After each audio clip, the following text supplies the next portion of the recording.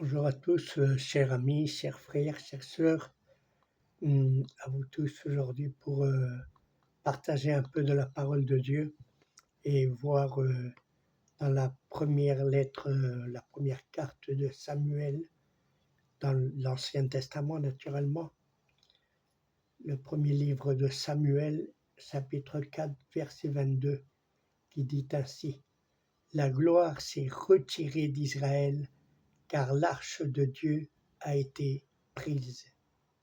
Je répète, la gloire s'est retirée d'Israël, car l'arche de Dieu a été prise. Il y avait un grand problème et une grande tristesse en Israël, car l'arche de Dieu avait été prise par l'ennemi.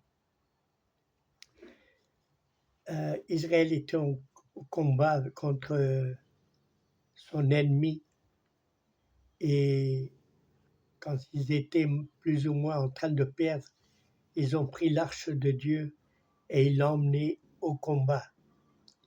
Le cri qu'ont poussé les fils d'Israël quand ils ont vu l'arche de Dieu arriver réellement était quelque chose d'exceptionnel. Même l'ennemi a eu peur en disant: le Dieu d'Israël est arrivé ici pour nous combattre. Mais l'ennemi prit l'arche de Dieu et il a vaincu le peuple d'Israël et il a amené l'arche de Dieu. Seulement, il y avait un problème dans l'ennemi, c'est que l'arche de Dieu, il l'avait amenée devant leur dieu Dagon. Non? Alors, quand on l'a amené dans ce temple et on a mis l'arche de Dieu en espérant avoir un autre Dieu, parce que quand on idolâtre, on a plusieurs dieux. Il n'y avait pas que Dagon, il y avait d'autres dieux. Et là, c'était un nouveau Dieu, c'est-à-dire le Dieu d'Israël, celui qui était si puissant. Il était là, il était devant le Dieu de Dagon, le Dieu de ce peuple. Quand le jour d'après, ils sont arrivés pour voir et adorer leur Dieu, ils ont trouvé leur Dieu étendu par terre devant l'arche de Dieu d'Israël. Avant que le peuple arrive, ils ont relevé leur Dieu Dagon et ils l'ont mis à leur place.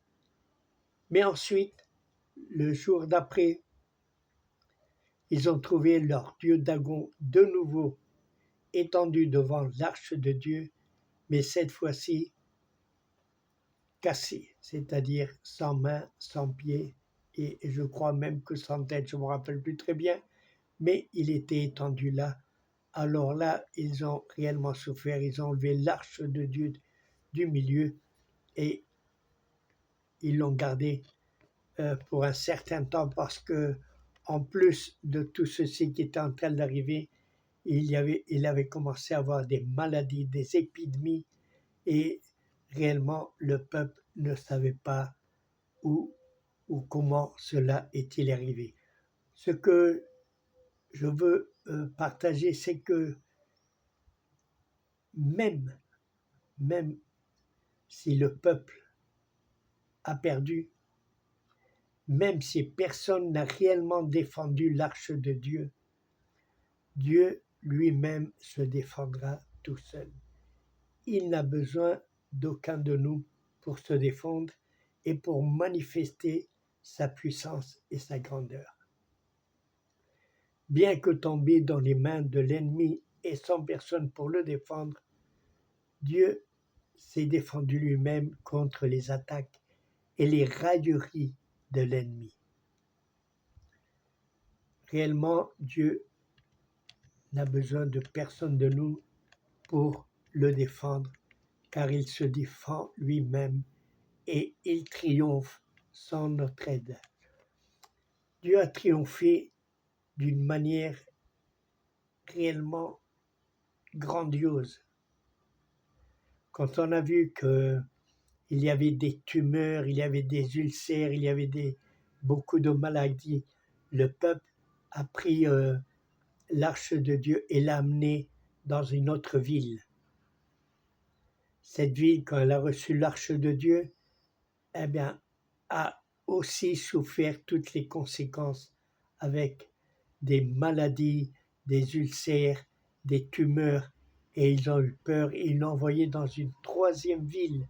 Celle-ci, quand ils ont vu arriver l'arche de Dieu, ils ont dit réellement, on veut nous tuer et on veut que tous nous autres, nous mourrons.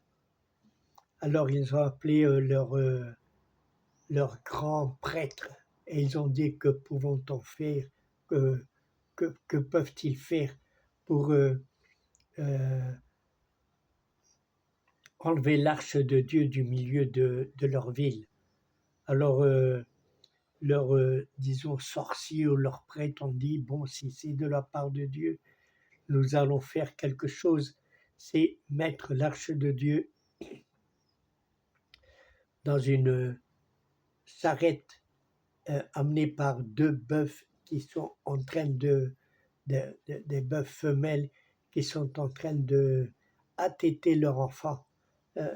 Vous savez, quand on attête leur enfant, les animaux crient, ils sentent qu'ils doivent défendre leurs petits et ils sont là. Mais là, on les a mis pour savoir si réellement c'était Dieu qui était en train de châtier ce peuple ou bien c'était quelque chose du hasard.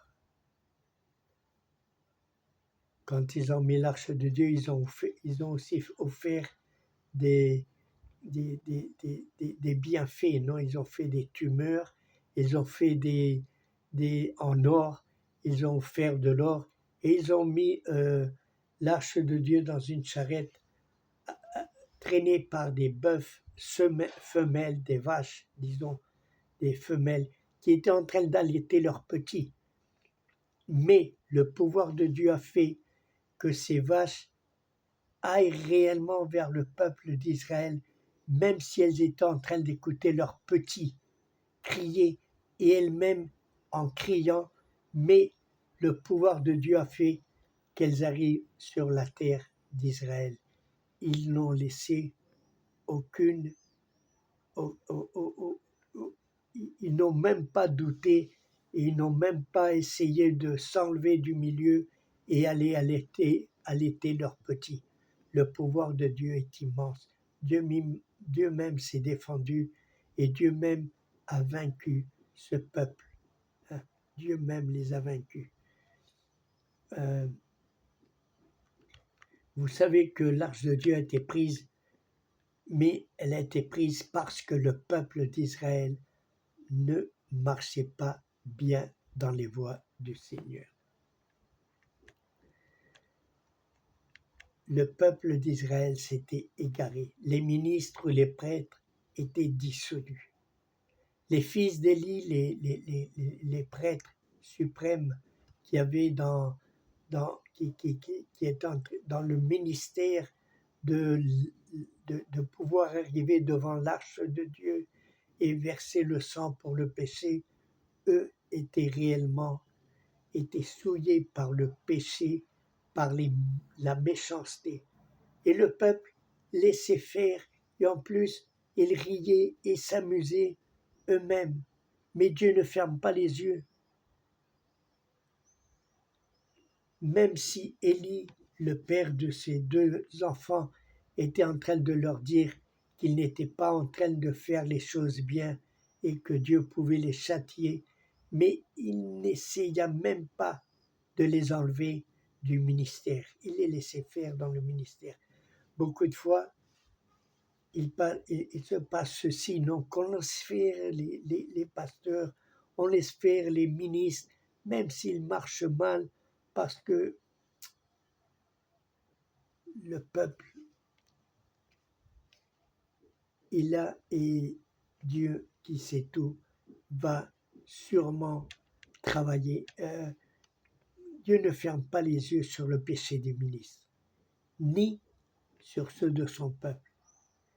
Il n'était pas intéressé, ces ministres, ils n'étaient intéressés que par le vol, le profit et les plaisirs de la chair. c'est-à-dire il y avait des femmes qui étaient, hmm, qui étaient là dans le tabernacle pour amuser et pour donner du plaisir à ces prêtres.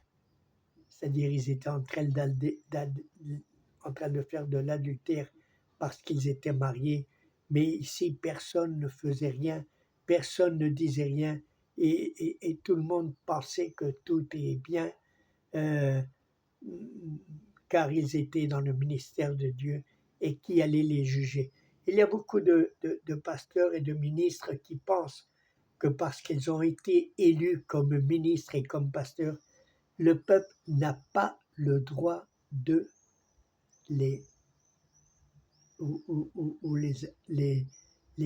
non pas seulement leur dire qu'ils marchent mal, mais on doit se taire et on doit laisser faire parce que ce sont des ministres de Dieu et personne ne doit critiquer ni leur dire qu'ils sont en train de faire du mal sur le peuple. Beaucoup de ministres pensent que comme ils ont été élus, aucune personne du peuple a le droit d'élever leur voix contre eux, parce que ce sont les élus de Dieu. Mais Dieu, lui, va élever sa voix et sûrement va les châtier d'une manière réellement dure pour eux, dure. Les fils d'Élie sont morts sur le champ de bataille. Élie lui-même, quand il a su que l'arche de Dieu a été prise, est tombé et il est mort, car il s'était cogné la nuque contre une pierre ou je ne sais pas très bien où, mais il est mort aussi. C'est-à-dire que Dieu regarde. Hein. Ici, peut-être qu'ils ne vont pas mourir charnellement, mais ils peuvent mourir spirituellement, que c'est la pire des choses qui peuvent leur arriver. Quand ils étaient dans la bataille, ils se sont souvenus de Dieu et ils ont emmené l'arche de Dieu comme un talisman, comme un porte-bonheur, comme si Dieu était une amulette pour eux. Les cris de joie furent retentissants, mais les cris de pleurs, quand l'ennemi a enlevé l'arche de Dieu, étaient encore pires que les cris de joie quand ils l'ont vu. Dieu montre qu'il triomphe malgré tout, et même si son peuple est vaincu, Dieu agit, et lorsque son peuple reste inactif, Dieu continue d'agir, même si son peuple déplore ses pertes. Il y a quelque chose de difficile à comprendre. Dieu nous voit et sait comment nous allons, comment nous marchons et comment est notre vie. Et malgré nos manquements, il accomplira son dessein, même si on ne travaille pas, même si on reste inactif, Dieu va accomplir son dessein pour ce monde. Et il le fera seul, même si nous persistons dans nos péchés et dans nos vies trépidantes. Nous savons que Dieu ne tolère pas le péché. Nous savons que si nous menons une vie errante et que nous nous y accrochons comme à un talisman à lui, il ne manifestera pas sa grâce et sa puissance en nous, son peuple. Il accomplira son œuvre réellement seul, sans avoir besoin de nous, ses prétendus instruments. Si l'instrument est rouillé, faible ou souillé, Dieu agira seul, se défendra seul et il vaincra ce monde. Ne remarquons-nous pas que ces derniers temps, beaucoup se tournent vers Dieu alors que nous n'étions même pas au cœur du combat. Il y a beaucoup de personnes qui arrivent dans les églises, qui s'agenouillent devant Dieu, qui demandent la direction de Dieu, qui veulent être remplis de Dieu, qui veulent voir la joie de Dieu dans leur vie, avoir une espérance, un espoir dans dans cette vie. Par contre, beaucoup de chrétiens, nous n'allons même pas prêcher l'Évangile. Nous ne parlons même pas de Dieu. Comment se fait-il que beaucoup de personnes dans ces derniers temps viennent au Christ alors que l'Église ne se préoccupe que des questions politiques et des questions qui ne sont pas spirituelles? Nous sommes peut-être même plus préoccupés pour le classement de nos équipes, d'équipes de football, de basket ou de je ne sais pas quoi, de même de tennis ou de cyclisme, disons. Nous sommes plus préoccupés pour tout ceci que pour les âmes perdues. Nous nous battons davantage pour les couleurs de nos équipes que pour l'œuvre du Seigneur. Nous devons méditer, purifier nos cœurs de toute impureté, de toute convoitise et de tout péché, et nous devons revenir à Dieu. Nous devons travailler pour lui. Je vous garantis qu'avec lui, il n'y a pas de chômage, et il récompensera selon sa grâce et sa puissance. Considérons-nous Dieu comme un porte-bonheur, comme un talisman? Il est temps que nous comprenions que si nous refusons de combattre, Dieu cherchera ceux qui vont battre et combattre pour lui. Il va les revêtir de sa force, de sa puissance, et son œuvre se poursuivra malgré nous. Même les pierres parleront, et la nature elle-même va aussi parler si son peuple garde le silence.